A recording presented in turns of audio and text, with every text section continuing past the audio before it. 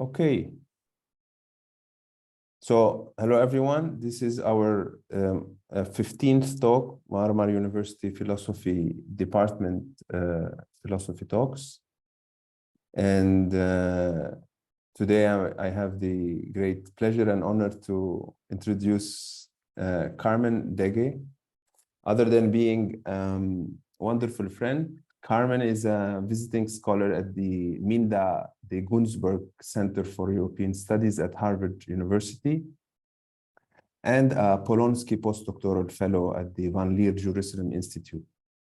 She has a PhD in political theory from Yale University and an MA in social sciences from the University of Chicago. Her work focuses on the role of myth and ignorance in democratic societies. And her title for today is A Critical Theory of Myth, ?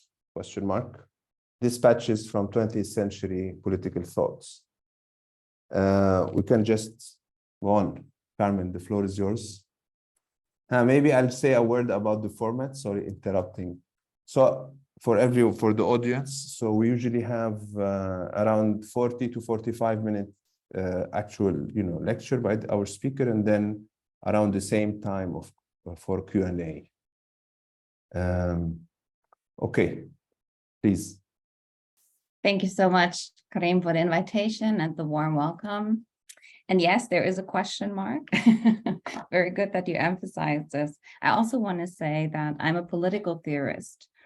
So while this is a rather philosophical talk, I'm still like arguing or working within political theory discourses. So please feel free to kind of raise your hand if you have questions about specific terms that I'm just like throwing around. Okay, so in this presentation, I turn to 20th century myth debates in order to challenge some of the familiar truisms that we hold about myth.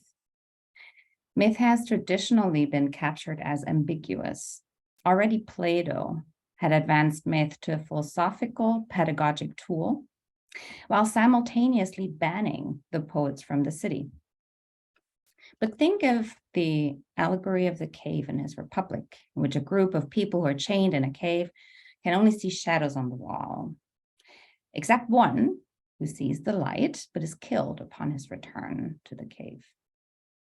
Or the myth of which recounts a journey to the afterlife and the judgment of souls. Or the myth of the metals, which describes a society in which people are divided into classes based on their innate abilities. Or the myth of Atlantis, which describes an advanced ancient civilization that eventually sank into the sea. Why does Plato incorporate myths and stories into his philosophical dialogues about the nature of justice, truth, and the ideal society? Most of these myths had a powerful afterlife in religion, philosophy, and politics. They were also the subject of much speculation and debate among historians. It's still debated whether Atlantis ever existed. At least the image of Atlantis is certainly with us still. And clearly the history of thought is filled to the brim with myths from the various states of nature and the contract tradition, the veil of ignorance in Rawls's philosophy, to Thomas More's Utopia, or Adam and Eve. Think of the Oedipus myth in psychoanalysis. But Plato and many others are also very critical of the deceptive potential of myth and poetry. In fact, we could argue a negative image of myths won out, at least in politics and philosophy, where myths are considered illusions that can often yield treacherous weapons of manipulation. If we look at the history of thought, one central element about myth seems key. Myth is considered to be ambiguous, equally illusory and real, imaginative and consequential. It seems to be dangerous but unavoidable at the same time. Some describe it as an indispensable source of meaning, and others warn that it makes critique impossible and invites abuse. We do not read we do not need to read fascists like Alfred Rosenberg's The Myth of the 20th Century and watch Leni Riefenstahl's films to know that myth can in fact kill. With Derrida, I would therefore suggest to speak of myth as a pharmakon. The Greek word pharmakon, drug, can either mean remedy, poison, or even scapegoat. And Derrida introduced the term to refer to concepts that can have both positive and negative effects. Myths can be both beneficial and harmful, depending on how they are used or understood and whose perspective we take. Two traditions in the history of ideas represent the two polar sides of myth's ambiguity. The Enlightenment tradition identifies myth primarily negatively as a means of distortion that traps human beings in deep ideological slumber. Myths can justify oppressive power structures, promote discrimination or prejudice, or are used to legitimize harmful practices and stand in the way of science, rationality, and individual freedom. Additionally, if myths become dogmatically held as truth, it can prevent people from questioning or challenging them and limit critical thinking. It can perpetuate stereotypes that exclude certain groups and destabilize social communities. The Romantic tradition, on the other hand, questions the Enlightenment's emphasis on rationality and science and celebrated the imagination, spontaneity, and creativity of myth instead. The Romantics believed that the emphasis on logos led to dehumanization of society and alienation of individuals from nature. Against the Enlightenment's belief that individuals were capable of creating their own destiny, the Romantics argued that individuals were shaped by history, tradition, and community. Myths, in this sense, express an authentic social identity by providing a sense of belonging and connection to something greater than themselves, whether that be a community, a culture, or a cosmic order. By connecting individuals to a shared history, values, and common origins, myths give purpose and meaning in a world which might otherwise appear as utterly indifferent or cruel. In other words, it's because myths ground one's culture and social identity in tacit and non-propositional ways that they can offer a sense of moral guidance, outlining what is considered good and bad, right and wrong, and inspire actions by way of role models, heroes, and exemplars.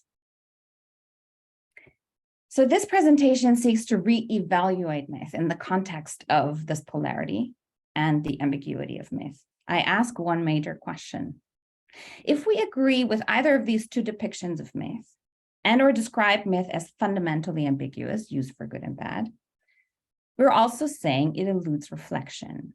We can either go with Cassira, who feared that, quote, we are always living on volcanic soil because myth is always there, lurking in the dark and waiting for its hour and opportunity, or choose Heidegger's mythic Dasein, determined by thrownness, which does not harness to rational command, but expresses itself in social imaginaries. No matter where we go here, we're basically saying that myth eludes our rational grasp.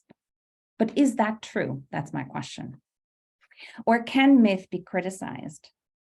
Maybe even immanently from within its own logic. Is there a logic to myth?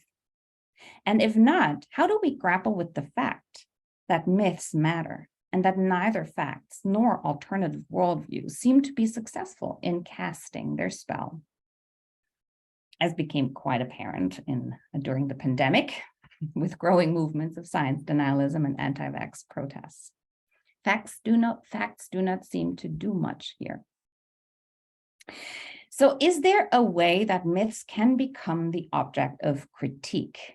Or put differently, can we distinguish between democratic and non-democratic, progressive and regressive myths? When do myths encourage democratic practices and when do they stifle them?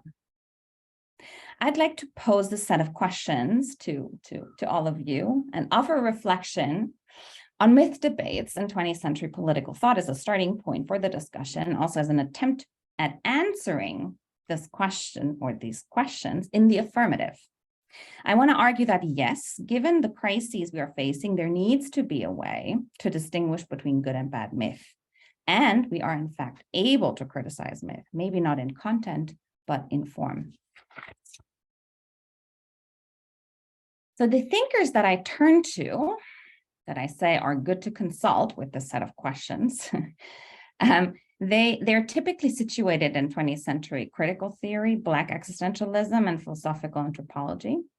And I will here mainly speak about Hans Blumenberg, Odo Marquardt, Hans Feinger, Karl Jaspers, Cornelius Castoriadis, and Frantz Fanon. And these thinkers share first a critical engagement with the legacy of myth and its inherent dialectic of Enlightenment logos and romantic mythos. They are frustrated with the post-war idealization of facts, technological progress, and legal positivism. And yet they remain wary of myth and its possible abuses. And this implies, third, that their thinking seeks to establish a connection of myth to reason. Against both the post-war liberal consensus of the end of myth and earlier tendencies of pre-fascist aestheticism, for example, in life philosophy, these perspectives attempt at theorizing myth's emancipatory potential. But as we could already tell, this is complicated and it's difficult to not be haunted by the ghosts of earlier myth debates. And this is why, fourth, we often observe an extension or even replacement of the concept of myth in these 20th century debates by other terms, such as mimesis in art, in Adorno's writings, practices of as if, as unuseful truths, useful untruths, the other way around, Hans Feinger, cipher in Jaspers, the imaginary in Castoriadis, or ignorance in Fanon. So what I argue is that these moves depend on one central move: to escape the double bind of myth as deceptive illusion, enlightenment, and true revelation, romanticism. These efforts depict myth as a form of ignorance, which can either be understood in terms of deficiency or lack, or incommunicability, like immanence, which I will call willful ignorance, and that's how we're used to think about myth. Or if practiced well, it can also constitute the ability to deal with the unknown in ways that fundamentally differ from the goal of objectivity in science, or specific particular worldviews and value agendas in politics. What I will call learned ignorance encourages a continuous search for truth and struggle for justice. It's driven by the awareness of myth's own pharmacon quality, which means that those living and adopting myths become more responsive to their conditions of possibility, such as the uncertainty that motivates myth. On this view, and returning to Plato's myths and noble lie, rather than constituting an attempt to manipulate and deceive the many, myth can amount to an act of fiction making that stimulates and strengthens the capacities of the many to seek the truth. So the presentation is guided by the question whether this democratic interpretation of myth actually succeeds or fails. Can myth become the object of critique? And if yes, is it possible to conceptualize a critical theory of myth and eventually respond to the contemporary challenges, such as post-truth politics, in forms that go beyond practices of fact-checking, shaming, better communication of better knowledge, et cetera, et cetera? I will delineate three criteria of a potential critical theory of myth offered in these 20th century debates. First is the argument by Hans Blumenberg and Odo Marquardt, who argue that myth answers an anthropological need for significance. That does not demand absolute truth, but a polytheism of myths. Second, that myth has a prefigurative consciousness. That's what Feinger and Jaspers argue, or that it shapes a prefigurative consciousness of as if. And third, that myth actually allows for a negative and radical form of imagination. Okay, But before I say more about these specific interpretations and interventions, let us first pause and try to define myth independent of its effects. So what is a myth? In fact, there's another myth coming to mind in order to that can help us define myth. Ernst Cassirer uses this myth. And he famously recalls the scene of the witch's kitchen in Goethe's Faust, which is this one that you see on the slide. Faust, waiting for the drink by which he shall regain his youth, stands in front of an enchanted glass and has the wonderful vision of a woman of supernatural beauty. You don't see the woman on this picture because I haven't found an image of the wonderful woman, but this is the scene in the kitchen where you see Faust and the devil next to each other. So Faust is enraptured and spellbound, but Mephisto standing at his side scoffs at his enthusiasm because he knows that what Faust has seen is not a real woman, but only a creature of his mind. Myth, Cassirer suggested, is a sort of enchanted mirror in which scholars have found the objects with which each is most familiar. The linguists found a world of signs and names. The psychologists, a product of the unconscious. The philosophers, both the opposite of philosophy and the form of primitive philosophy, and political theorists see in it manipulative and powerful weapons. So I would say, while there's something to each definition, efforts to define myth have also tended to converge on two main features. The first is that myths are understood to be culturally significant narratives that are symbolically rich and in wide circulation. And the second is that myths are not simple falsehoods or errors that can be refuted by facts or falsified through other methods of verification, because they operate at a deeper, categorically imaginative level in the background of people's worldviews. To this, I would argue that the 20th century edit that myth represents a way of being ignorant.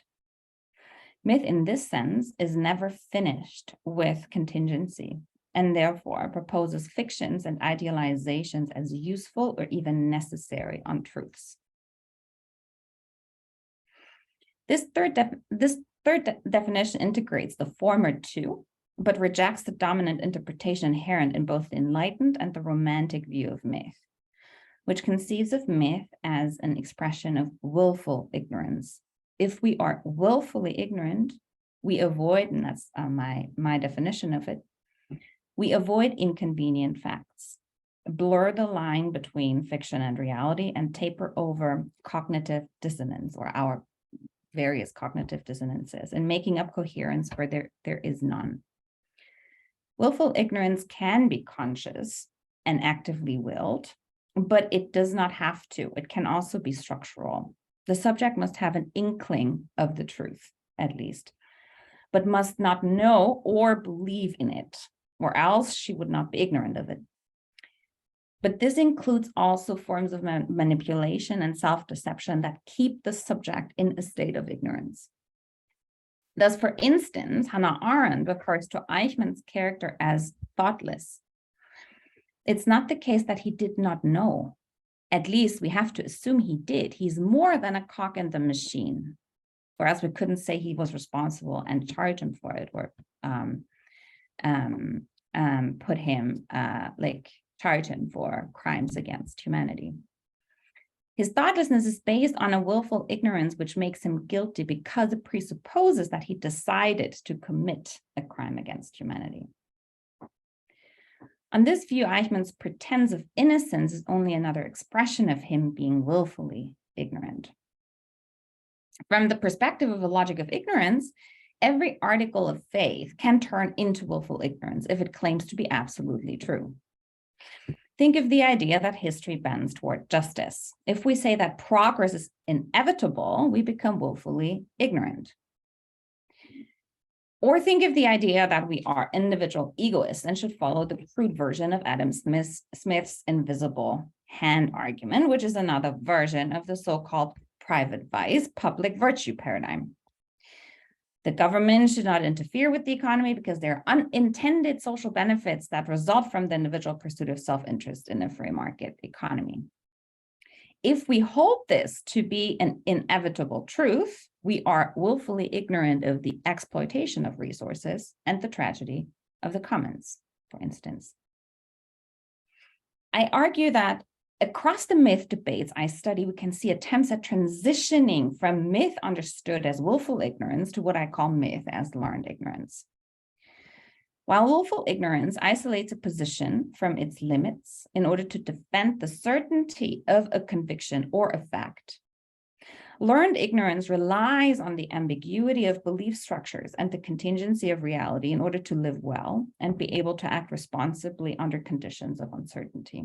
I hope to unpack this a little more as I go. All right. In her book, A Philosophy of Political Myth, Chiara Bottici shows how this drive to absolute truth that we can witness in the dialectics of a sacred and a scientific logos always also fails. The attempt to purge theology and philosophy of myth has usually not been successful. Indeed, Kant's treatment of imagination is perhaps the most conspicuous sign of the embarrassment of pure reason with regard to myth. As Adorno and Horkheimer would later argue, the Enlightenment tends to exacerbate its contrast with myth and thus hide the fact that myth is already a form of enlightenment and that its insistence on rationality as the superior access to truth also means it risks to fall into mythology itself, that is the mythology of absolutely pure reason. She therefore, Bottici, therefore considers Horkheimer and Adorno helpful because, quote, they recall the conceptual movement that gave birth to the view of myth as untrue and unreal. Once the forces at work in this process are identified, there's hope that we can go beyond the view that they have shaped. In particular, once it is discovered that the untruth and unreality of myth are consequences of the dialectics of the sacred and of the scientific logos respectively, we can attempt to escape them. So my question is, did some of the myth debates in the 20th century escape them? Escape these dialectics? In many ways, I would say no. The most famous theorists of myth continue to operate within a matrix that keeps reason and myth apart. For instance, Fraser's Golden Bough or Claude Lévi-Strauss's structuralism of myth view myths as prototypes of science. Also, Ernst Cassirer and Vico, although they often represent the starting point of rethinking the role of myth for human life. So Cassirer famously called the human animal a symbolic animal. They remain deeply teleological thinkers. Mythic thinking is but an earlier stage in the larger course of human evolution and progress. On the other side of the spectrum, on the side of romanticism, we find thinkers such as Eliade, Schmidt, Freud, and Jung, who interpret the unconscious and eternally returning as mythical. And in that powerful, the sovereign is certainly not the subject or the rational liberal state. Even Sorel, one could argue, remains linked to a dualistic view of the self. Bottici, therefore, moves to Spinoza, Wittgenstein, and Blumenberg to analyze myth and its autonomy, but in doing so, mainly stresses, again, the meaning-giving dimension of myth, which she holds to be constitutive of language gains and a common sense of reality, which is what we already saw in Romanticism. She situates herself, therefore, I would say, in close proximity to Romantic and post-Romantic debates, and indeed postpones the answer to my question explicitly in her book.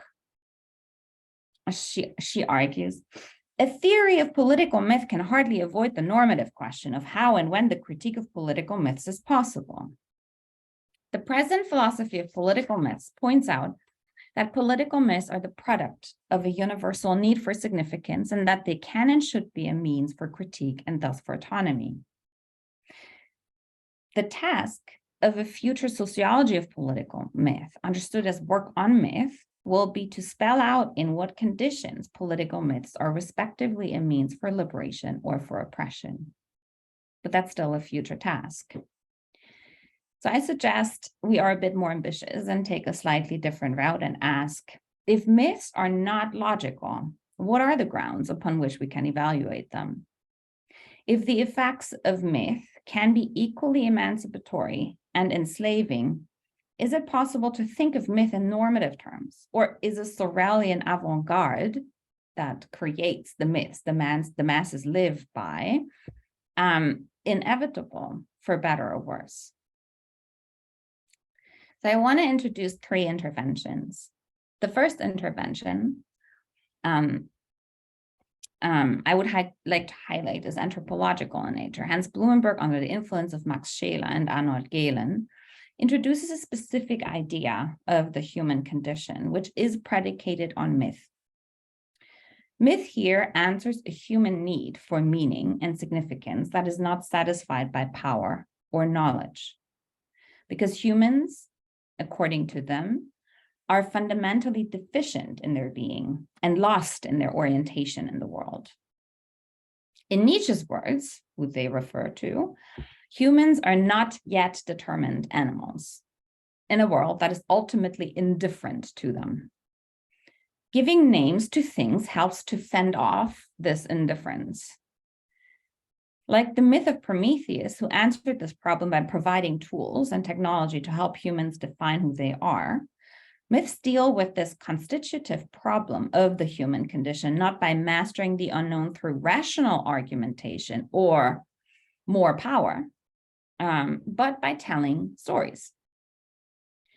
This kind of mastering is less focused on control because it does not claim or pretend that it accurately grasps reality, unless otherwise proven.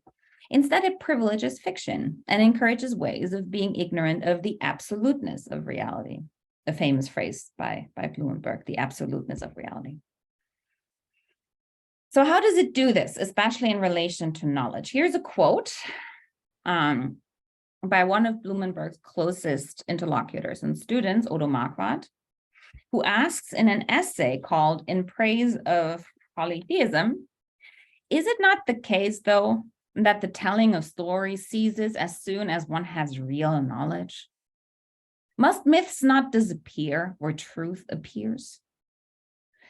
But precisely this, it seems to me, is completely mistaken. For myths, when they are not given alien contra-mythical functions, are not in fact preliminary stages of the truth. Rather, the mythical technique, the telling of stories, is something essentially different, namely the art of bringing available truth within the reach of what we are equipped to handle in life. For the truth is, as a rule, not yet there when it is either like the results of the exact sciences, as for example, formulas, too abstract to connect with, or, for example, the truth about life, which is death, unlivably awful. In such cases, myths not only can, but must come forward in order to tell these truths into our life world, or to tell them in our life world at the kind of distance at which we can bear them. So here, Marquardt advances the view that without myth, truth cannot arrive. There's no fact outside a story. In order for truths to arrive, we need to create a distance to them, a form of learned ignorance that allows us to integrate them into our lives. In other words, the mythical technique storytelling and the mode it expresses ignorance are more intimately connected with reason than the dominant view of the superiority of facts suggests. Marquardt therefore continued, when truth comes on the scene, myths cannot cease, because on the contrary, it is just then that they have first of all to begin. Knowledge is not mythology's grave, but its cradle. Because although we do need the we do need the discussed world. We live in the narrated world, which is precisely why we cannot live without myths. Narrare necesse est. To narrate is necessary. End quote. Oded Naaman similarly states in a recent piece, truths we cannot bear in reality, we can often confront in fiction. The ambivalence of imagination, like the ambivalence of philosophical thought, makes truthfulness possible even when truth can barely be fathomed. Think here, for instance, of eco-fiction, also called environmental fiction or green fiction, which can include science fiction, fantasy, historical fiction, and challenges the dominant anthropocentric view of the world by putting nature and non-human entities in the center of the story to explore themes such as climate change, overconsumption, pollution, and habitat loss. Or think of post-apocalyptic films such as Don't Look Up, which tells a story of how science and politics in a democratic society like the US will not be able to prevent the end of the world, quite the contrary. And in fact, the end of the world is then put on screen in quite satirical ways. So in all these stories, the role of ignorance changes. It can express indifference, a willed or conscious denial of knowledge or thoughtlessness, but it can also ignore reality in a way that reconciles it with what it had repressed. This is Adorno's hope for mimesis in art, the reconciliation of history with nature. On this view, we might say with Bernard Williams and Nietzsche, last quote, when Nietzsche said that we have art so that we do not perish from the truth, he did not mean that we use art in order to escape from the truth. He meant that we have art so that we can both grasp the truth and not perish from it. As will become obvious as we move along, the concept of myth as illusion or tacit knowledge is complicated. Here, for instance, the concept gets replaced and extended with the term of art, which opens up a slightly different conversation. Two other terms that I would like to introduce are the terms as if by Hans Feinger and cipher by Karl Jaspers. Similar to Blumenberg and his circle, both take the ambiguity of myth, it being both imaginary and real, at face value, as the primary feature, in fact, of myth's autonomy. Neither knowledge nor conviction are ambiguous. Myth is. So in a controversial debate with the Protestant theologian Rudolf Bultmann, Jaspers protested against Bultmann's suggestion to demythologize theology and separate the facticity of science from the purity of religious experience. It was not only not possible, he argued, it also stood in the way of our ability to engage critically with religion and live faith authentically. On the one hand, religion relies on myths as culturally significant narratives, symbols, and images. In this sense, they are not simple falsehoods or errors that can be discovered and removed. But while they operate on a deeper imaginative level, myths as ciphers do not fit the romantic ideal of an immediate wholeness either. They are self-reflective, but differently in that. Ciphers have the special capacity to address existential and philosophical questions without resolving them. That is his argument.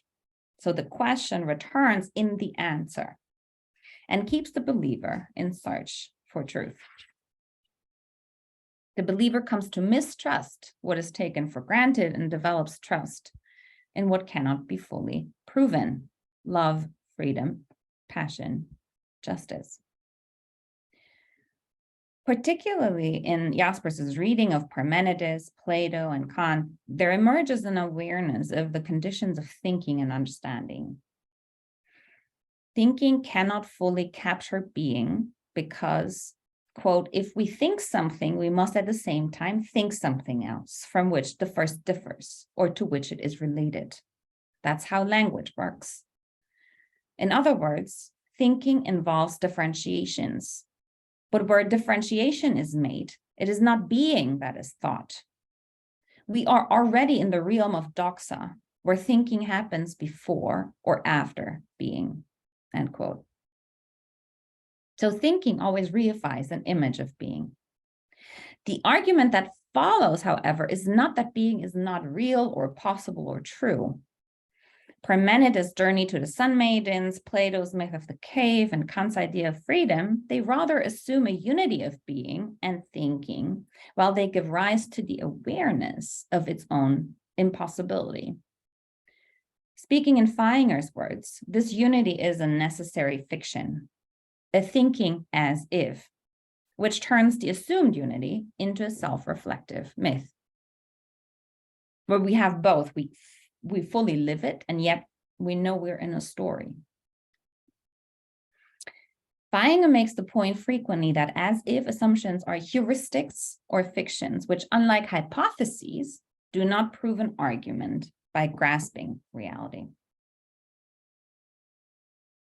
So he distinguishes between heuristics, fictions on the one hand, and hypotheses on the other.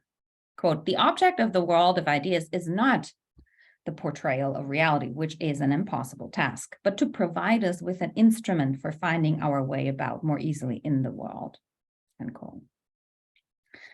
If hypotheses claim a correspondence with reality that is then tested, measured, falsified, and refined, fictions and heuristics are in contradiction with reality openly. Their role is to provide us with a pragmatic instrument for finding our way about in this world.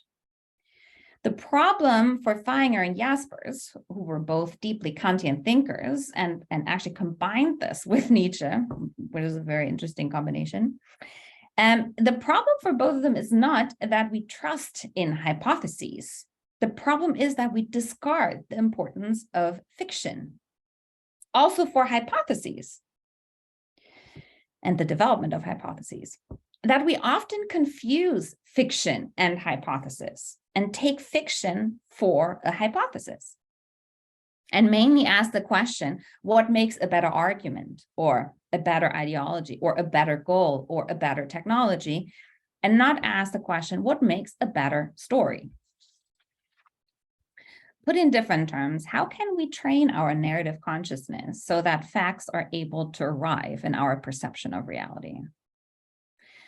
How can we come to an agreement? No, not a question. How we come to an agreement of the practical use of fiction is an epistemological and political question to them. That is different to the value of fiction as such, and the question whether we can improve fiction and distinguish good from bad ciphers. To Feinger, walking us through the various fictions in the history of ideas, especially his argument that Kant's ideal of autonomy and freedom is in fact a fiction and often confused by Kant with a hypothesis. It's a very refreshing and brilliant argument. So Feinger concludes that the contradictions inherent in as if assumptions are not only undeniable, but are the very means by which advances in human evolution and thought have been made. Interestingly, however, neither of them really gives us a concrete manual to say more about how to distinguish between bad and good fictions, bad and good ciphers. They help us pose the question, and they help us sketch central elements of the form, like a formal theory of fictions and ciphers. If we look at the social contract tradition, for instance, Feinger argues that the idea of the social contract is a useful untruth, but only if it builds trust in the contrafactual dimension of the law. So unlike Hegel, who insisted on the potentiality of freedom, fiction is an expression of learned ignorance and stresses the actuality of something potential, right? So it's like reversed.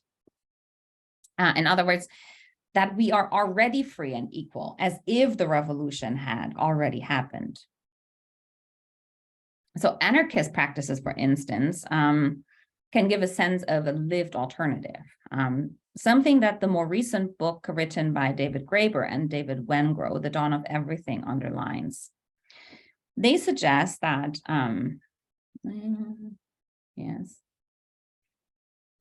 we still take the myths of the social contract tradition, according to which we were first in nature and then in civilization. There are different trajectories, right? For some, this trajectory has been good, Hobbes' Locke. For others, not so much. Rousseau, Kant is ambiguous.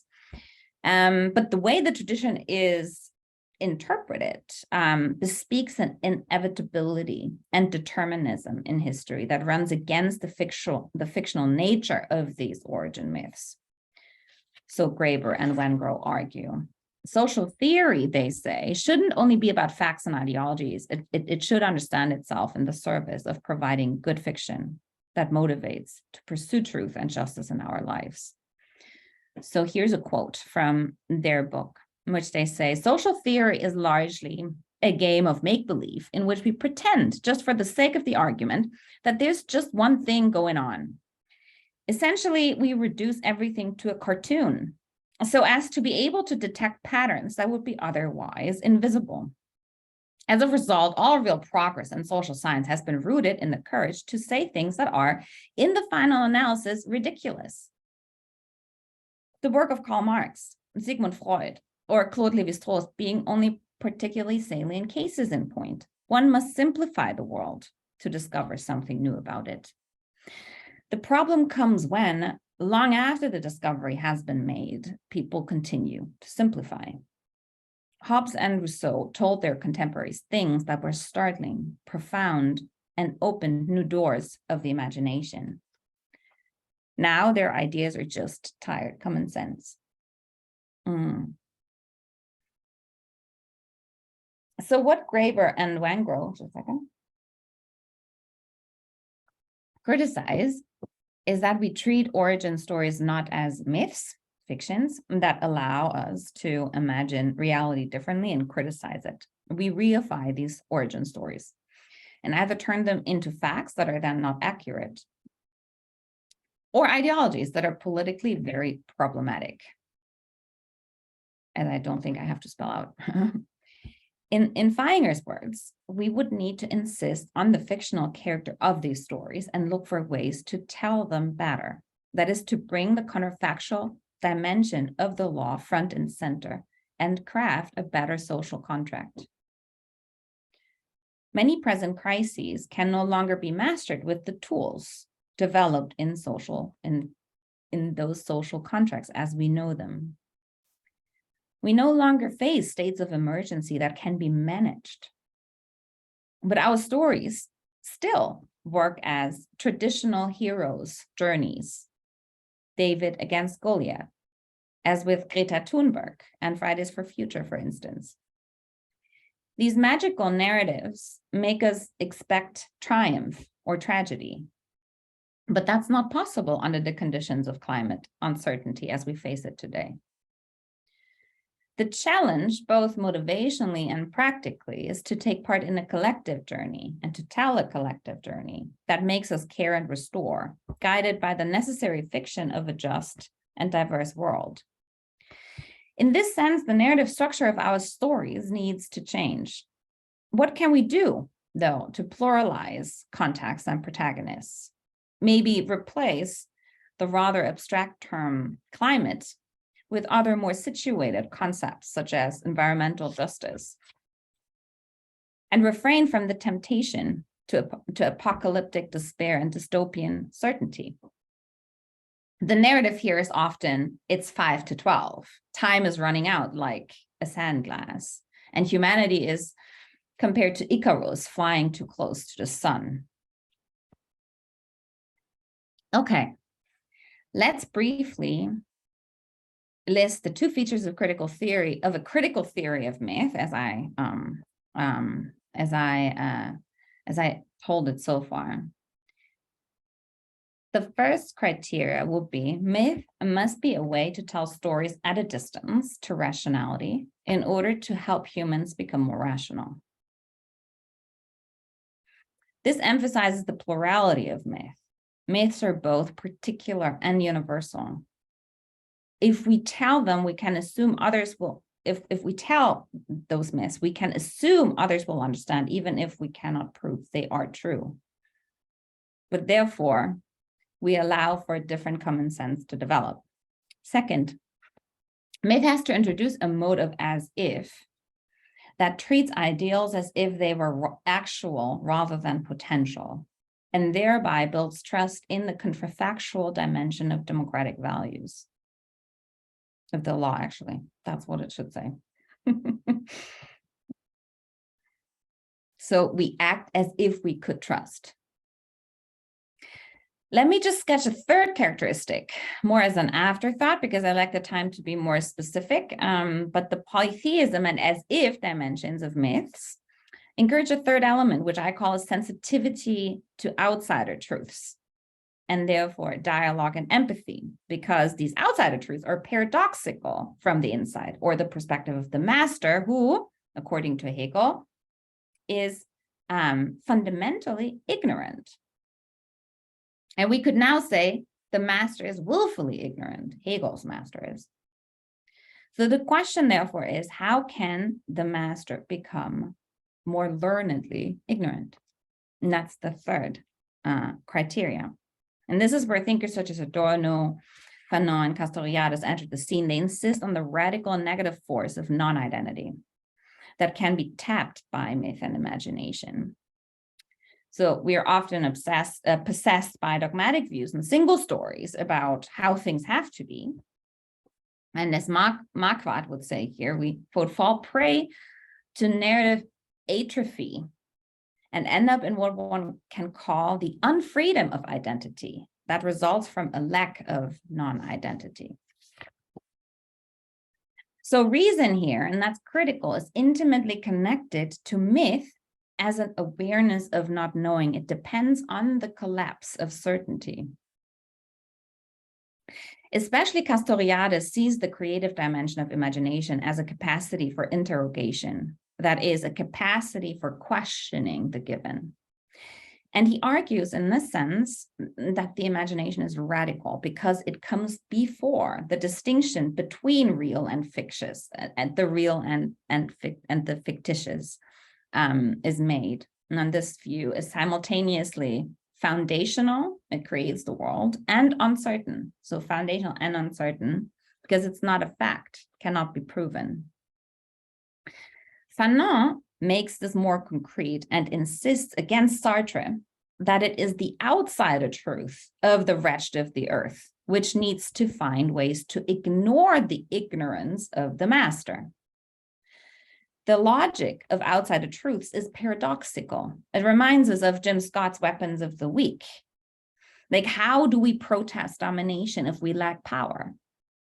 How can those who are excluded fight to be recognized within a struggle of recognition in which they do not even want to become like their masters? So how can the double consciousness be subverted, which continues to trap Black lives? I argue these questions are at the core of Fanon's anger in Black Skin, White Masks. He faults Sartre for being so certain about a historical dialectics, from racism to anti-racism to the abolishment of races. Fanon here insists that we do not know, and that there needs to be a form of ignorance which both resists the domination of logos, portrayed by the white master, and romantic versions of Black wholeness that you find in forms of like Creole poetry, in order to provoke a revolution in the master's willful ignorance. Fanon, like Castoriadis, insists that it is important that we do not know how history will proceed so that we can hear the outsider and learn how to think differently. I would like to end, I would like to end here with, and still talking within this third paradigm, with a story, Don Quixote. And coming back to one fundamental question that, of course, everyone working within this tradition, Fanon, Castoriadis, Adorno, they have to face.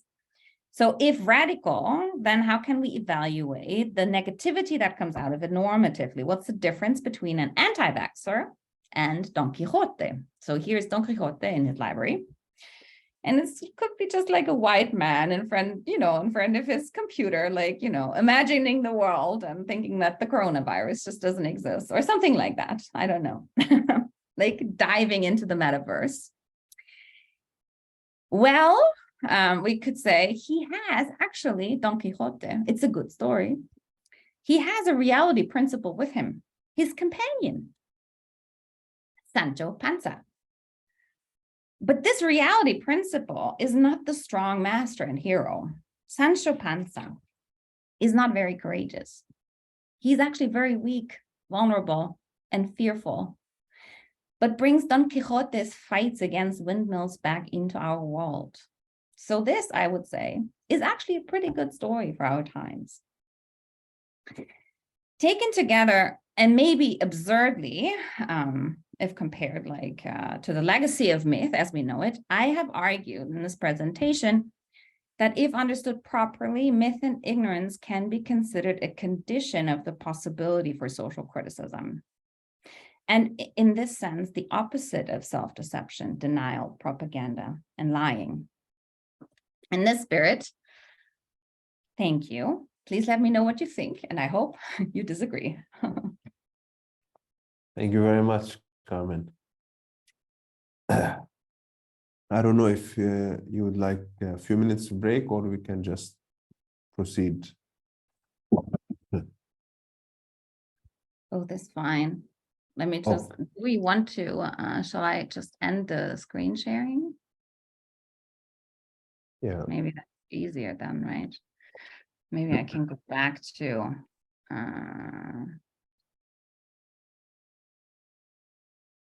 a specific slide if you have questions. Okay, But otherwise, perfect. okay. You still see me, right? Yeah. Actually, we also see your screen. Oh. So you haven't stopped sharing it. Okay, just a second.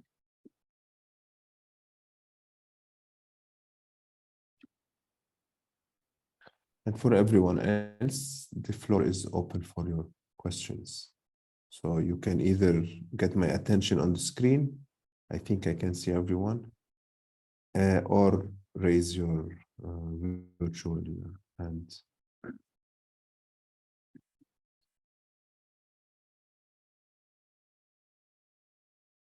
We have Ali Said Hoja. Please go ahead. Yes, thank you. First, thank you for this very rich presentation. It was great.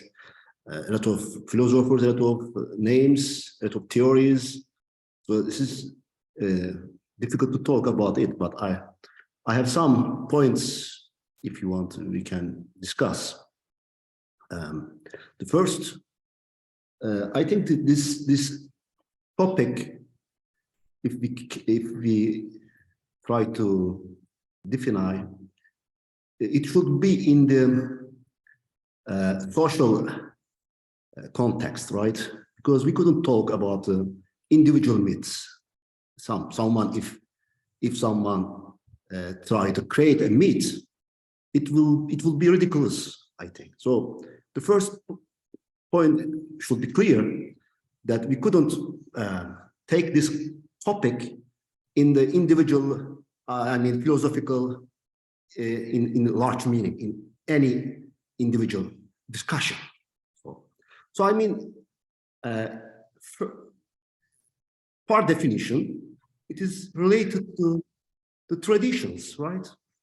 So this topic of myths, I mean, in the background of this topic, we have the problem of traditions, the problem of the religions, etc. So after that, we know very well the history of Western cultures or Western civilization. And we know, I don't want to talk about here, you know, all of this history of modernity, rationality, etc. But after postmoderns, or with postmoderns, as you as you're referring, Derrida, Foucault, or even Fanon. You know, we have very powerful critique about all of this rational approach to myths or rationalism. So you couldn't say today there is a myth in the religions or in the traditions outside the rational topics or rational values. So even you can say the democracy could be a myth, the science could be a myth today, the rationalism, it could be, of course, a myth for people if you take the definition of the myth as something social, as something which can be powerful on the mass, on the social and any social structure.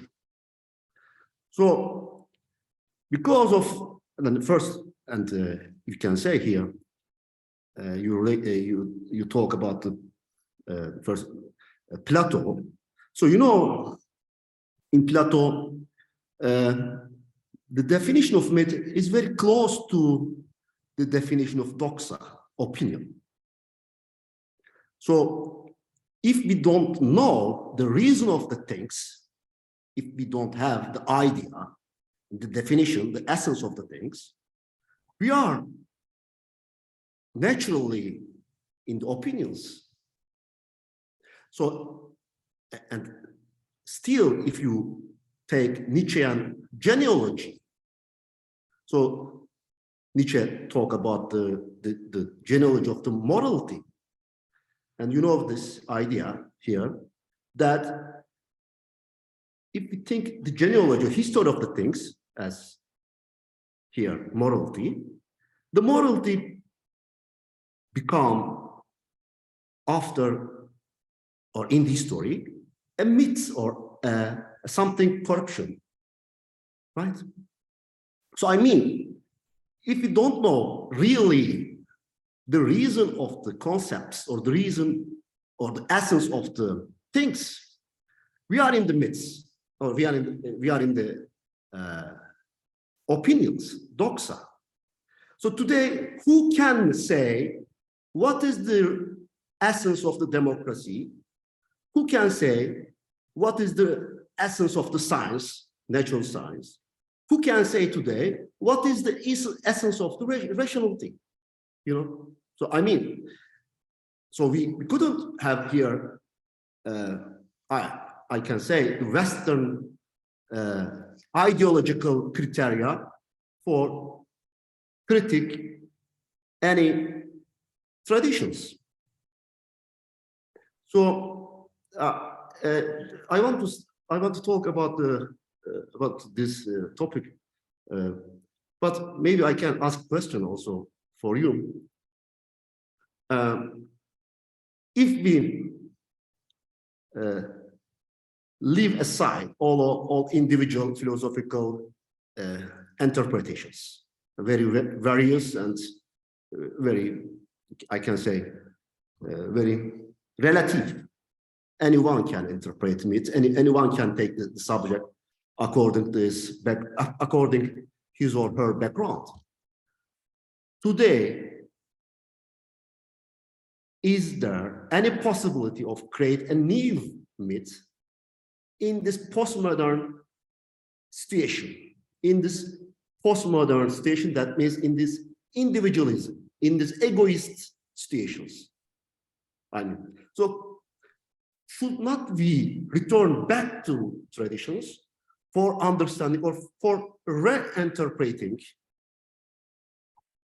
if you like, according to your terms, for having a new vision of the world, more justice, more just, more, I mean, liberation. Thank you very much. Thank you so much. Great. I have two, no, I think, so I was able to actually stop screen sharing, but just for the next people that ask questions, could you briefly introduce yourselves? That would be really, really helpful for me. Because I think Ali, I haven't met you before, so I don't know what your background is. But let me briefly respond to your comments, your elaborate comments that are very interesting. First, I would say, just to your question directly, no, I don't think that works. I think I'm very skeptical that you can, after you've been disillusioned and disenchanted, go back to enchantment. I mean, that is the romantic version of myth that you're presenting, right? And I think it's been very clear that I don't think either of those polar views on myth actually works. Myth, yes, wants to put in the romantic view is a naive vision of the world. It's just revelation, it's just immanence, right? And there you go back to tradition and you just say like, okay, good, I stop thinking. I don't think it works because you just make yourself pretty vulnerable because you're no longer actually able to criticize what you believe in. So that's romanticism, right? That's the romantic view on myth. And even your own understanding of the individualist post-modernity that we live in, one could also say that this is a specific myth of, you know, who we are and in what world we live. But let me go back to some of the comments that you said before. First of all, sociology, yes, sociology is needed. The social contexts are needed. And Bottici is right when she says that we have to look at like closely at like who yields specific myths for what purpose. And what effects do they have? We have to do that. Yes, absolutely. But I wanted to, on the level of form, introduce possibilities to criticize myth, right? So this is a critical theory of myth, which of course, you know, like Bottici said, requires us to look at how do they work? What do they do in a more Foucauldian sense? But the main thing is really that, yes, what we have to do is we have to continue tell stories, right? It's not about saying this is like the wrong story, this is the right story. We have to stay in the stories, continue to tell them and rework them, work on them, which is also a reason why I think we need sociology. But the problem with kind of having the romantic view of myth, as I would say you do, is, you know, that you end up with two dangers, which is relativism on the one hand and authoritarianism on the other. So you basically say everything is myth, which means it's totally relative. And because you just like, you know, claim a myth, which is then a pretty decisionist thing, because you can't really kind of say much about the tradition when it ends, when it starts, it becomes authoritarian. So my argument was that I want to insist on the myth's ambiguity, right? And privilege neither nor, right? But insist that it has to actually be ambiguous.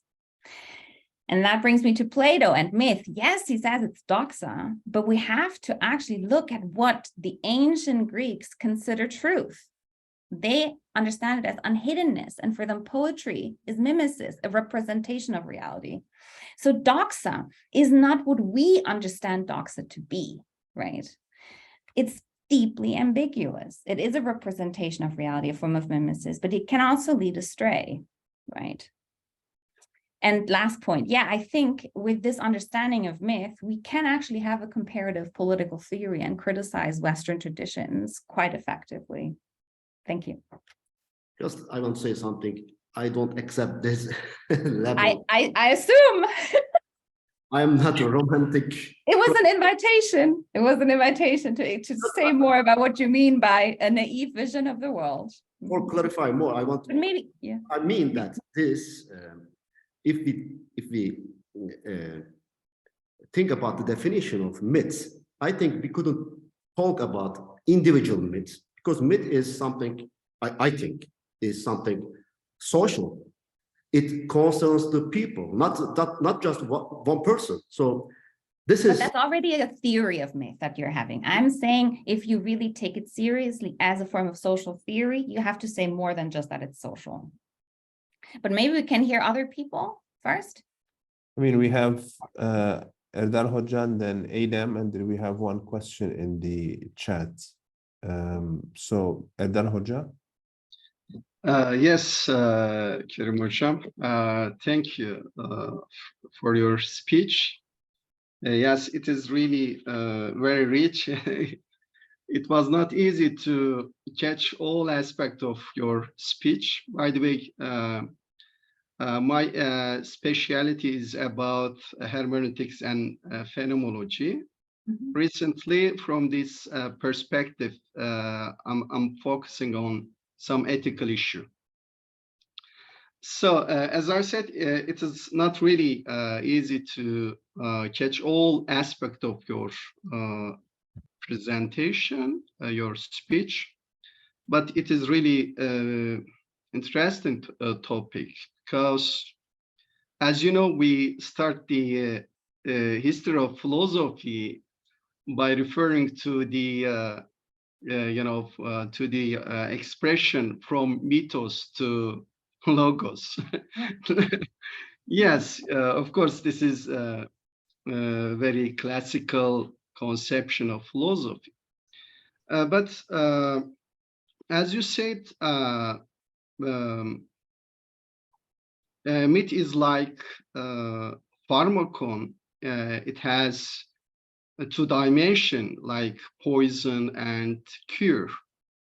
Maybe Plato focus on especially poison aspects, because yes, for him and until recent time, we consider there is a reality, there is a truth outside us. Myth makes this reality, the truth, ambiguous. That's why we should meet distance distract us from reality, from truth. But now, actually, the truth and reality is became ambiguous. But yes, we cannot say here is the truth, here is the reality. But still, we are trying to, find reality. Maybe it is not universal, but generally, based on some concept like reality, truth, we communicate, we try to solve some crucial problems in our society or individual life. But when we affirm mythical, thinking, mythical explanation, I think this will make this research more ambiguous. Maybe in your abstract use argues that mythical thinking, or not mythical thinking, myths can help us try to help us find truth. But I think, contrary to this argument, it makes our research for truth more ambiguous. Yes, when we look at the contemporary philosopher, they refers to some myth to explain some concept. For instance, Heidegger, in order to explain Dasein, he benefit from myth, to explain the fundamental characteristic of Dasein, he benefit from myth. Yes, myth is within our life. We cannot escape from myth, but it doesn't mean that we should put these myth in within our thinking reflection. What do you think about my claims? I mean, contrary to your argument, myths makes our research for truth more ambiguous, even if we cannot say, yes, there is absolute truth, there is absolute reality, etc. Thank you. Thank you. Yes, I mean, that's really good. In a sense, you're reiterating my question coming from a different angle. Before I answer, and it's a kind of really an invitation to everybody to think with us whether myth can help us find the truth. I would say yes, it can, and we can actually say more about why. But yeah, let's bracket this question for a bit. I just want to say like something to the mythos logos myth.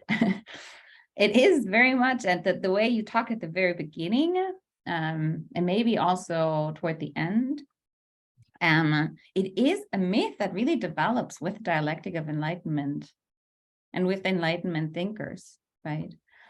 So they famously argued that there was a break, that before we were thinking in cosmological, mythical terms, and now we're able to actually cast the spell of these myths. So if we, for instance, go to Heidegger, we do take one side of this dialectic. Heidegger is a very non-rational thinker who's, deeply romantic in his view of myth. We are thrown and driven by myth. So what happens, how we act is not rationally graspable for us. This is not what actually moves us. It's similar to Freud, Schmidt, and all of those thinkers, And then we have Cassira and all these other thinkers on the other side that say, well, that just, means we're living on like volcanic soil. The volcano can erupt whenever, right? Mm-hmm. But I want to kind of go back to Greek polytheism, and I kind of mentioned that already in my response to Ali. So I don't think that that this myth actually works, right? The mythos logos myth, because it's the Enlightenment understanding of the end of myth. At some point, like a mythical consciousness will be replaced. It will be refined by a more and more rational consciousness. And the Greek understanding of myth was different. They believed in many different gods, many different stories that were contradictory at the same time. So there's a different understanding here of ambiguity. You can look for the unhiddenness of things, while at the same time, and because, right, you are actually believing in different gods, right? So the ambiguity is part and parcel of your search for truth. So that's why I said, this kind of learned ignorance, what it does, it kind of gives you a sense of mistrust, right? Of what you take for granted on the one hand, and a sense of trust in something that you cannot materialize, that you cannot see in the world, which actually is linked to Rahmi's question about Adorno. I mean, that is why mimesis, which is so interesting, kind of comes back like at the beginning in Adorno's and Horkheimer's dialectic of enlightenment. Myth really is more negative, right? Is like in a sense kind of part of this romantic story. But then he kind of brings back this Greek understanding of mimesis through art and shows how actually the repressed shows itself, but always in unnatural ways, right? And calls for like a reconciliation of with nature, something that can only be approached through art, through ignorance, a form of ignorance, a form of fiction. that's not reified, right? That's why it's like, it has like this force of negativity.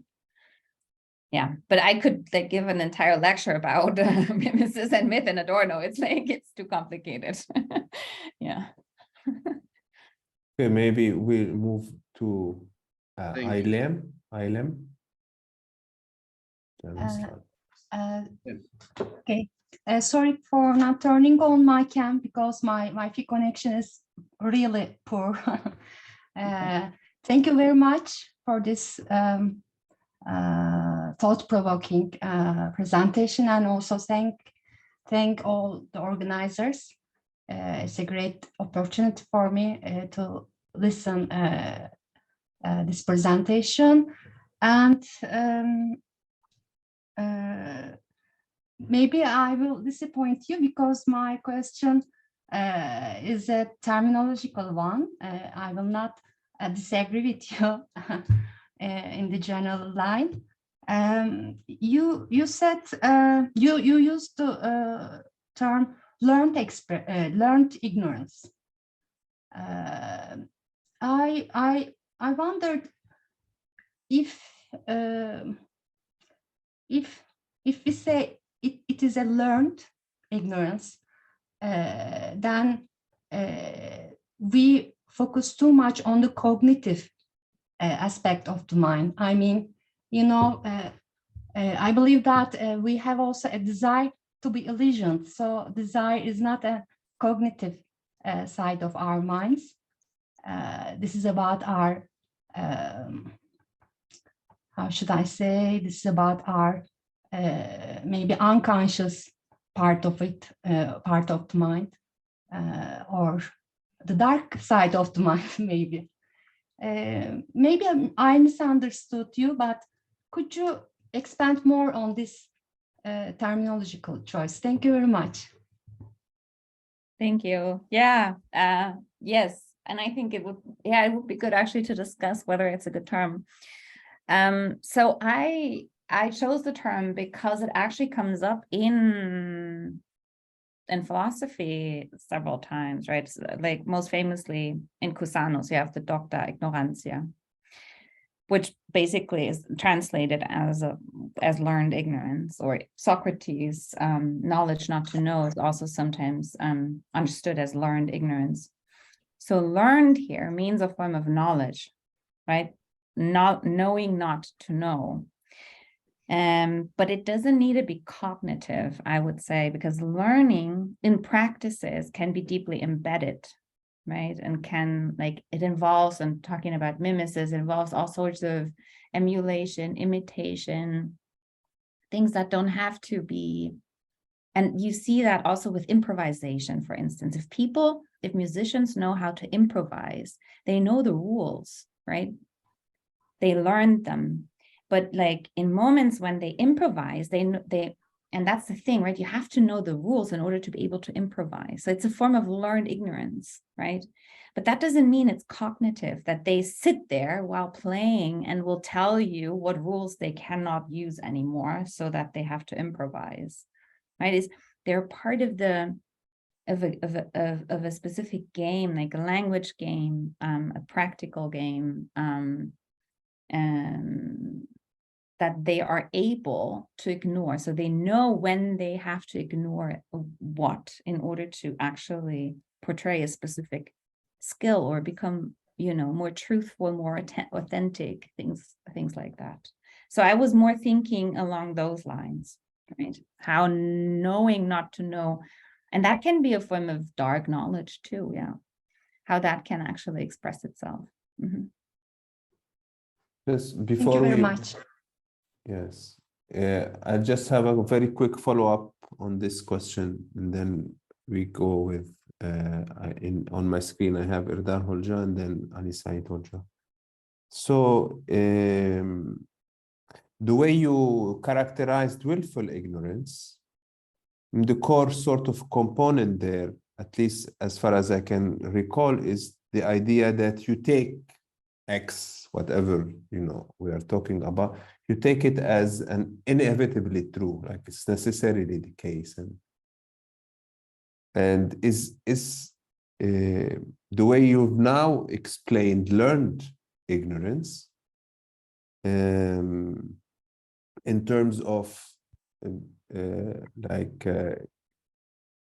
let's say breaking the rules or learning, having the capacity to skill or capacity to, you know, be a little outside of the norm, so to speak.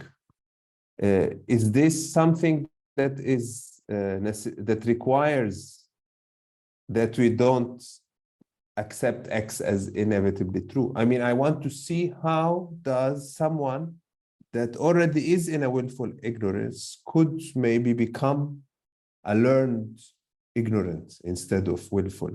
Is it sufficient to say, okay, if I realize that I do have some things that I take to be inevitably true or necessarily true, that story, if I simply try to maybe train myself to put it in question or not to act dogmatically about it, would that slowly make me a learned ignorance? Maybe they're completely not related, I don't know, but yeah. Yeah, I mean, this goes up to the core of what interests me, which is, you know, how can we find a way to engage with extremists, for instance, differently than through facts, through kind of a rational argument, or just like a political contestation, right? In order to like that we just like build another movement or a party and make sure that they're no longer as powerful as, I don't know, as they've been before. So the question is it actually possible on the level of ignorance to change there? And I think it is, because it's easy. So I think it's our own discourse and the epistemization of politics, where everything is about certainty, that actually, you know, makes people become more extreme. But if you invite them to look at what they believe as a story that they have to also continue to tell, right? And each story has a contradiction. It's actually what makes the story interesting. Once you do that, you accept the fact that there are true realities that are in contradiction, right? One is that you are in the story, so you believe in it, which is the great thing about myth. You believe in it. It's not that you pretend like, nah, you know, it's just like, yeah, it's relative to blah, blah. No, you believe in it. You go and watch a movie, you believe in what you see, it changes you. It speaks to you directly. While at the same time, you know that you can step outside of the story. That is something that the person that is willfully ignorant will not accept. And I'm only saying that it's easier for someone holding these views, and I've just experienced that myself with people that one could call extremists or fundamentalists. It's easier for them to say, okay, let's just keep telling the story. So yeah, let's just say this is a story as if it was true. If we change the mode and say it could be true, what does that mean? Like we slip in and out of the story, right? Rather than say, we need a proof, whether it's a fact or not. We kind of start with it as a hypothesis. We start with it as a fiction, right? Yeah.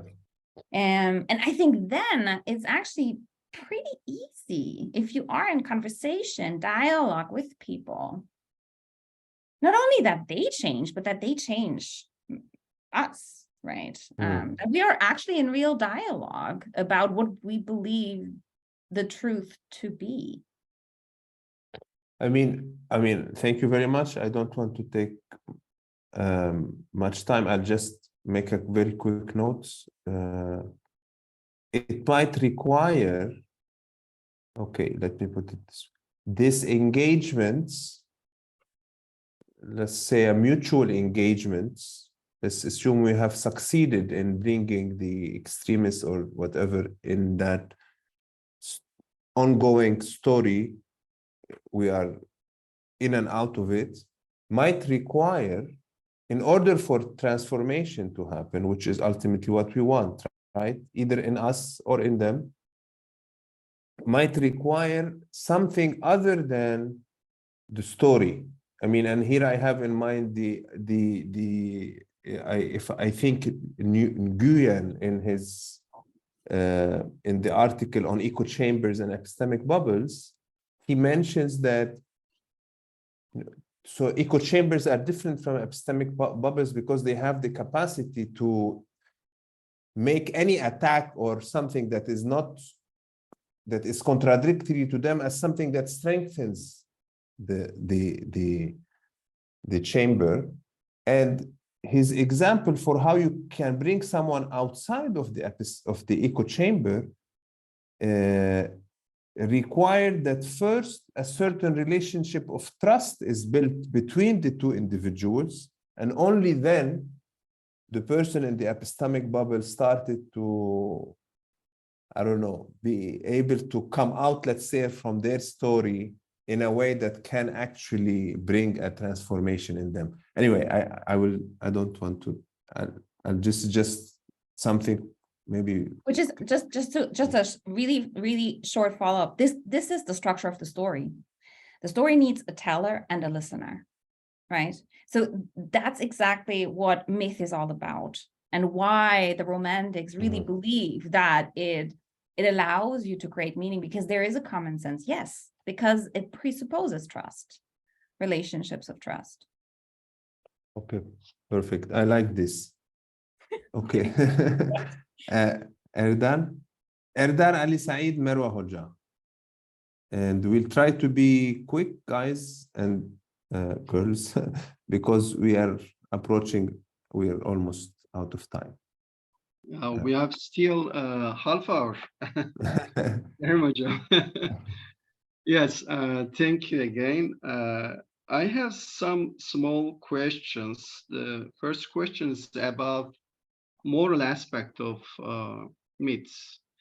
I think you mentioned, you touched this point a little bit, but maybe we can go further concerning this ethical, moral aspect of myths. I think myths support virtue ethical aspects. Generally, we benefit from myths to teach some ethical codes to the new generation. Myth is like a model, I think. So what do you think about this moral aspect of myths?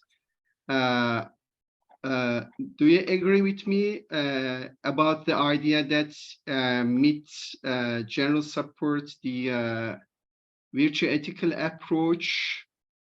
So another question, I think myth is not like story. Story, yes, is a fiction, but myth is not only a fiction. Yes, it is maybe fiction, but not only fiction.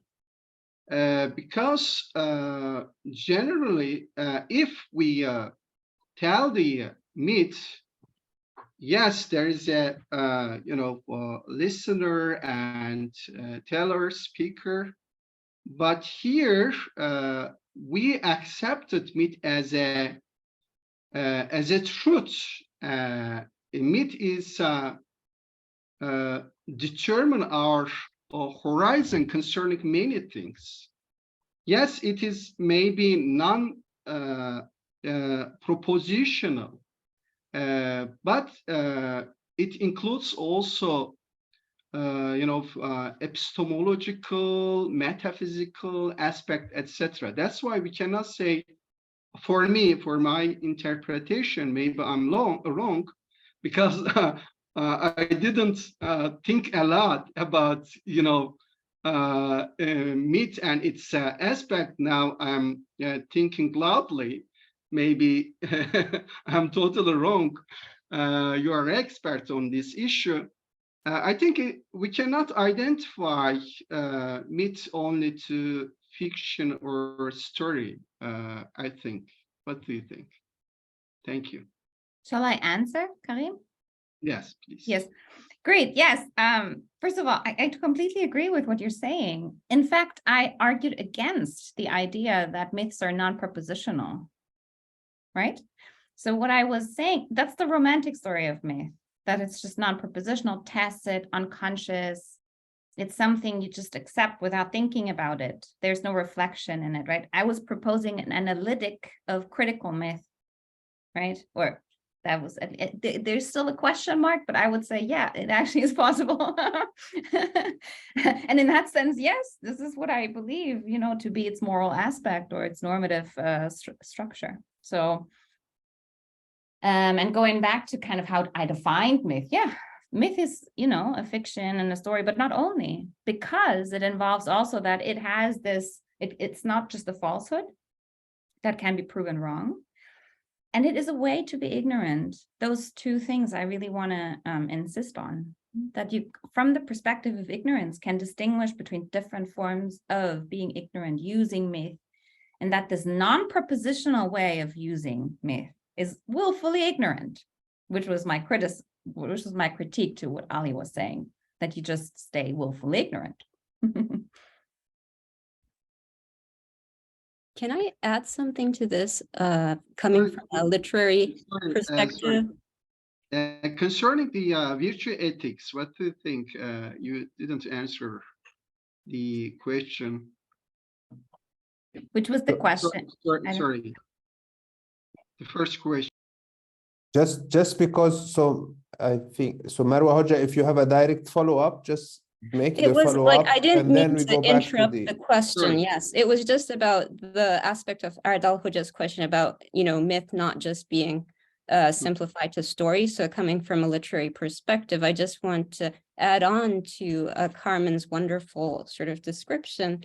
You know, there are 3 levels to myth, looking at it classically. There is the myth proper, which we know to be, you know, the mythos, the stories of the relations between gods and men. And we do know that mythos literally translates to word, speech, narrative, right? So then we come to the narrative element, the fictional element that also has a historical side to it. There's the legend perspective where it's partially based on fact, but not completely. So there's that ambiguity, again, using the popular term. And then there's the third element, the third dimension, which is the folktale or the fairy tale element of mythos, which is completely fictional. It is a story, but it has a very high moral as well as sort of social, cultural aspect to it. So it gives you certain lessons. It also entertains you. So there's that entertainment element as well. But so the 3 go together. There's this idea that myth proper, in terms of its divine transcendental aspect, it is an ambiguous, usually story about the origins of things or the relationships between the transcendental and the human, the mortal. But it's meant to provide what we would call, I guess, universal truths rather than factual particular truths. So I just wanted to add that. I don't want to go further. That's Thank you. great. I can learn a Yeah. lot from you there too.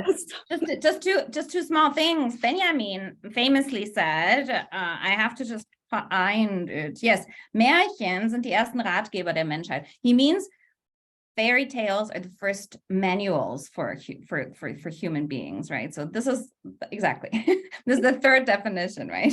Completely fictional, but very moral in the sense that, you know, ethical. It really, but that's the romantic definition of myth, right?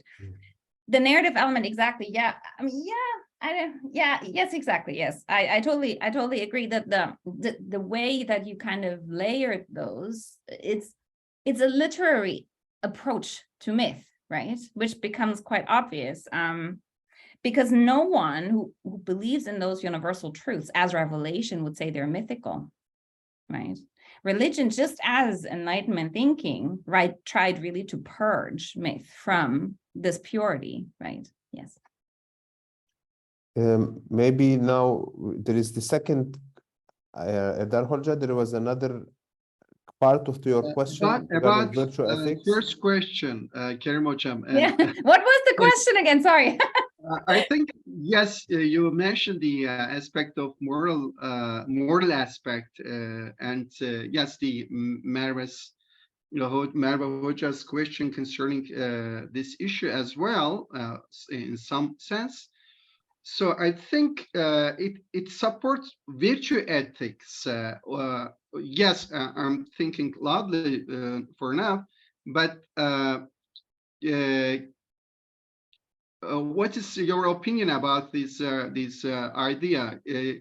It support only virtue ethics, or we can say, for instance, rule-based ethics or something like this? Yeah, just quickly. So I will the framework with which I operate, or in which I operate, is like this: science, politics, ignorance. So and you know, science is like knowledge, objectivity. The politics part is the ethical. So we have morality on the knowledge side. The ethical, the virtue ethics, different rule-based approaches, all of that is in, you know, what I call the like values, facts, values, and ignorance, right? That's how I operate. Ignorance is ignorant toward what kind of ethics you pick, but will like the normative standpoint that I introduced would kind of then distinguish between a form of willfully ignorant ethics and a learned ignorant or learnedly ignorant ethics. So you can, you know, adopt a form of virtue ethics in a willfully ignorant way or in a learnedly ignorant way, right? That would be my claim. That's why I say there is an autonomy to myth and ignorance. It's itself a standpoint of critique that is different from an ethical, value-based standpoint on the one hand, and a knowledge-based standpoint on the other hand. Thank you. Sait Hoca, evet. Last question, very small, but before that, I want to say I agree with Erdal Hoca and Merve Hoca. First, I think the myth is not a story, even not fiction, and I think it is more. And we very much disagree. It It is a fiction, it's a story. It's just more than that also. But it is more complicated than ignorance, I think. But you should not agree with. You should not agree with me, of course. I didn't reduce it to ignorance. Okay, the last question, if I can ask. This is just terminological question. How can we distinguish the myth from the imagination? Do we think From what? Sorry. Imagination? Imagination and myth Mhm. are identical, or is there any difference? What do you think about it? Thank you very much again. Yeah. So it really always depends how you define those two terms, right? So I think the way it's used in those 20th century debates is really in a way as a commentary on those myth debates. So of course it becomes more fluid. Myth is like usually understood to be thicker, more like more consequential, both more unavoidable, more dangerous. Everything is just more pronounced, where imagination can just be happy-go-lucky fantasy. But then it's more than that also, right? I mean, in many ways, imagination, the way also Kant uses it, is really non-propositional. So there again, I would say, I'm not sure that this is the case, but I'm not able to distinguish. I think myth is a part of imagination, like with fiction and stories, you know, myth is imaginary as it is fictional, but it is more than an imagination. That's why I pick myth and not imagination, because myth is really shows this ambiguity much more strongly than imagination, which can be a very innocent you know, dimension to human life, whereas myth is like it's more consequential. Yeah, but that's just an intuitive response.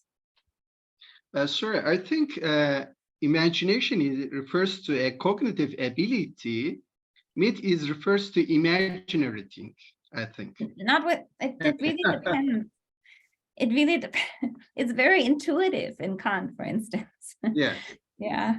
It is very much, a form of subjective experience. Yeah. And also the way Aristotle uses it in fantasy in general. It's not cognitive necessarily. It's the same. It's very ambiguous, like myth. But it doesn't have the scandal effect that myth has, which is why I picked myth. Yeah, because this is kind of what last title I read, cancel culture, myth or reality. That's like, you wouldn't read imagination or reality. You read myth or reality because it's wrong, it's false, it has to be like, debunked. You also don't say conspiracy imagination, you say conspiracy myth or theory, right? So in that sense, I would say intuitively, myth comes with a different baggage, a different legacy than imagination does.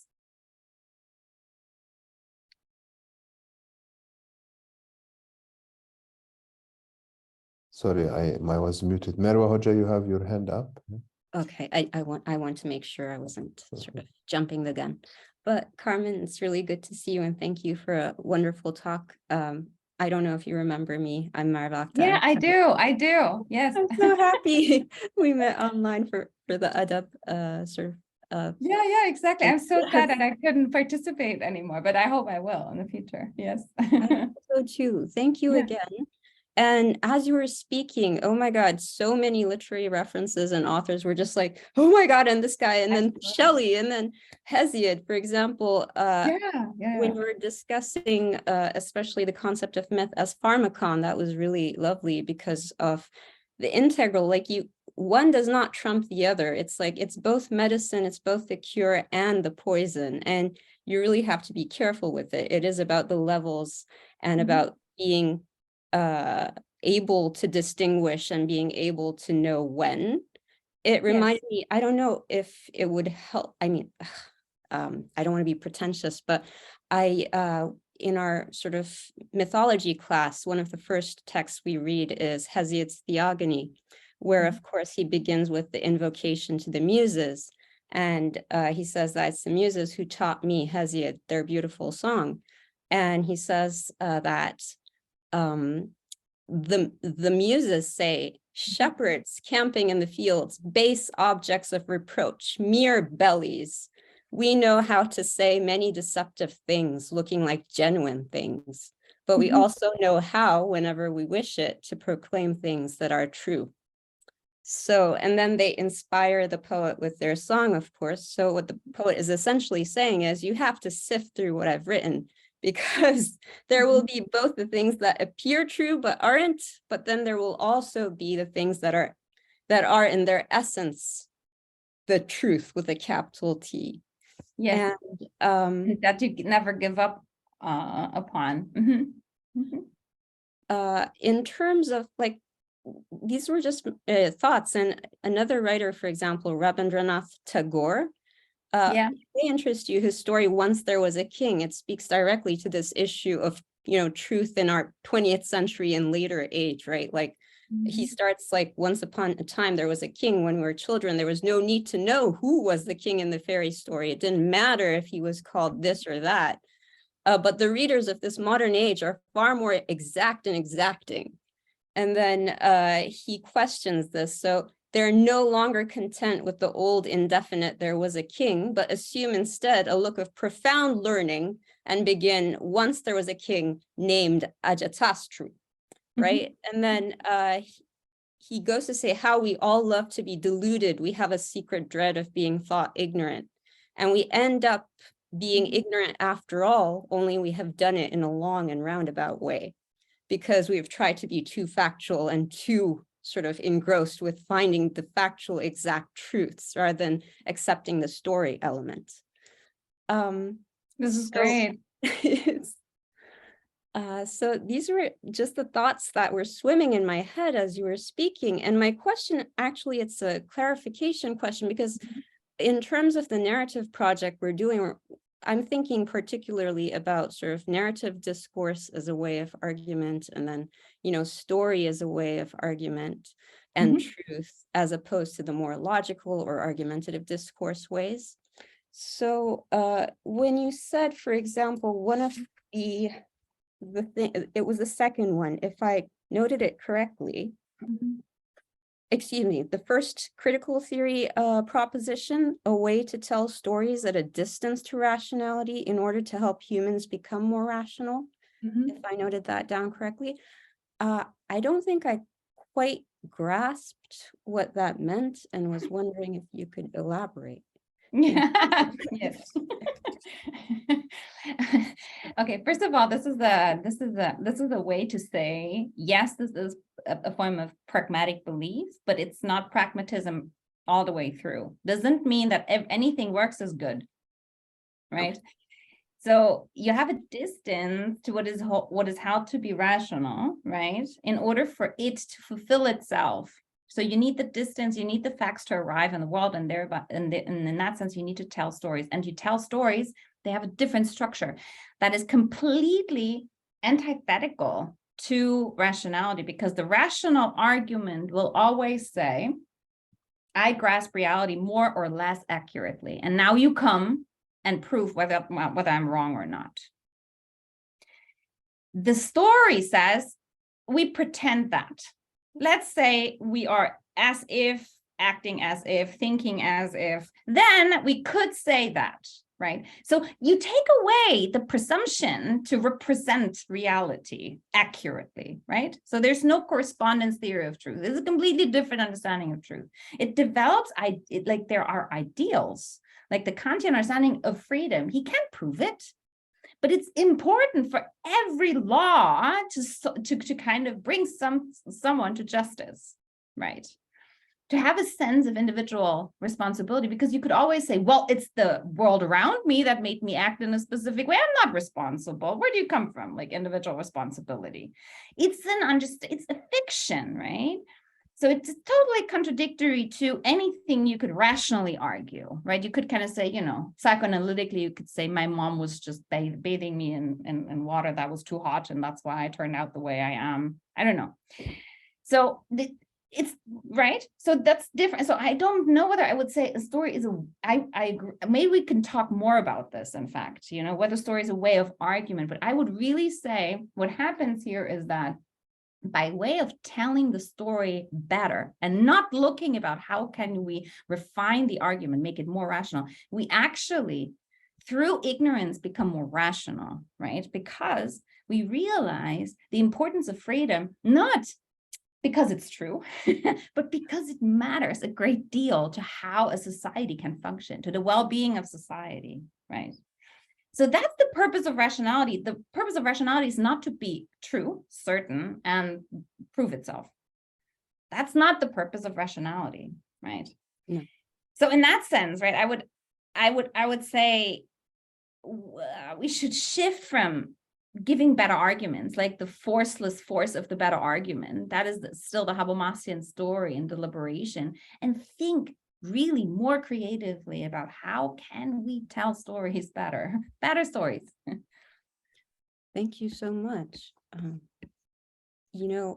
In terms of like these stories and how they influence our actions, you just reminded me in your answer, it was a book review actually written in October 2022 on Peter Brooks's new book, Seduced by Story.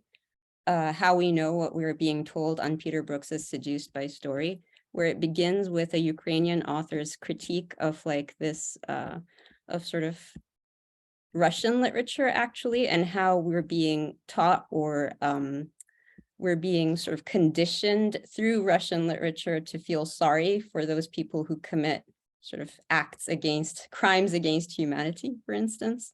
Yeah. So, yes. Can you send that to me? sure. Let me. I'm also the other. I think I wrote most of it down, but it would still be great if you could. I just posted. It's from the LA Review of Books. I just posted it. I was trying to find the link as we were speaking. And was it the Tagore that you were asking, Carmen? Sorry again. Yeah, for instance. Oh, and Ahmi has posted something too here. Okay.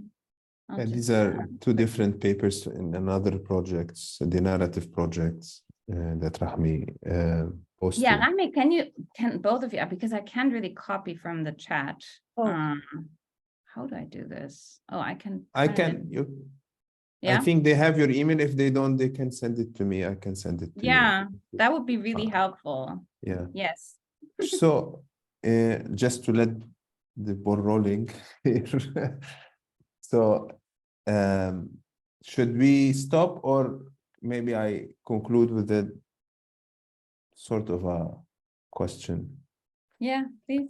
Okay, because I mean, I know sometimes we go for 2 hours, but I'm on the side of an hour and a half. So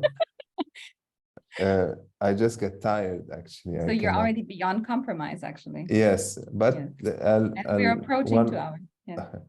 I want to think, maybe hear more about this idea of what you call the third component, if you want, of the critical fear of myth. Specifically, the connection between, so on my notes here, it's myth has to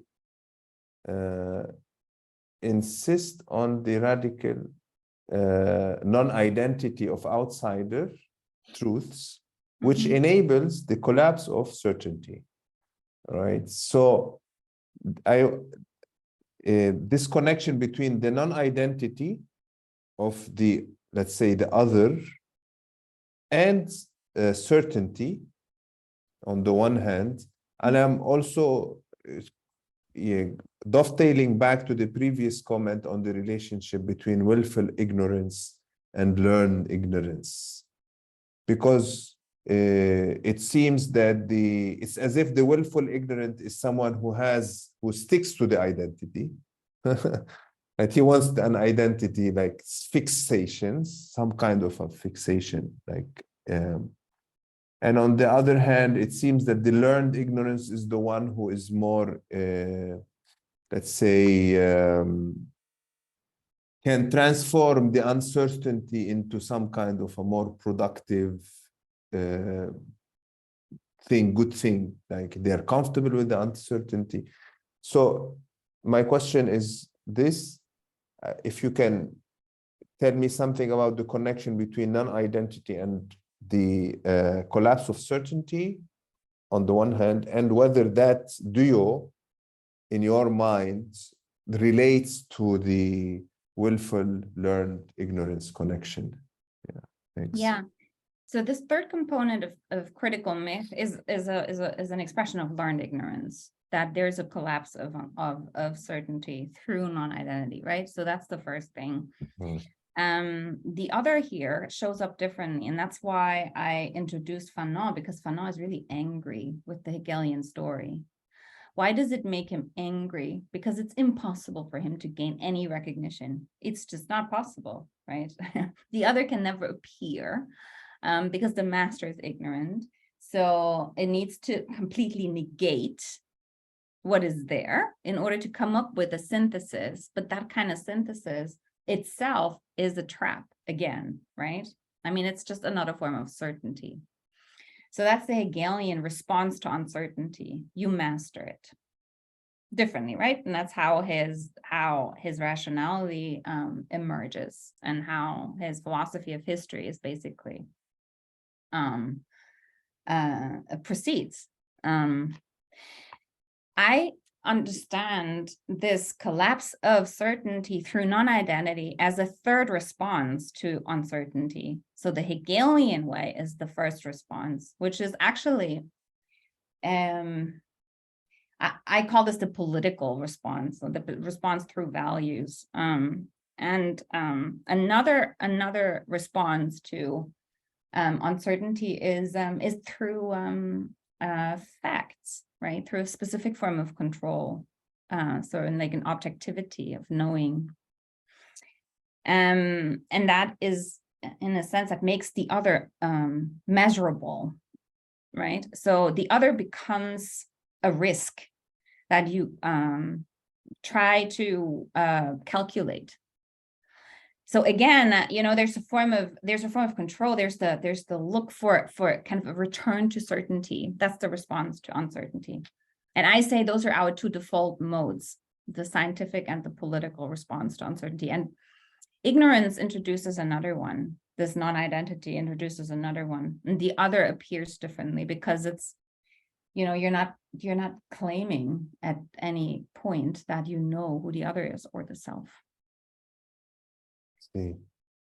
So non-identity is more the non-fixity of, it's not that they are, it's like the flexibility of the outside. The way to- of not mastering uncertainty, but living under conditions of certainty, right? Yeah.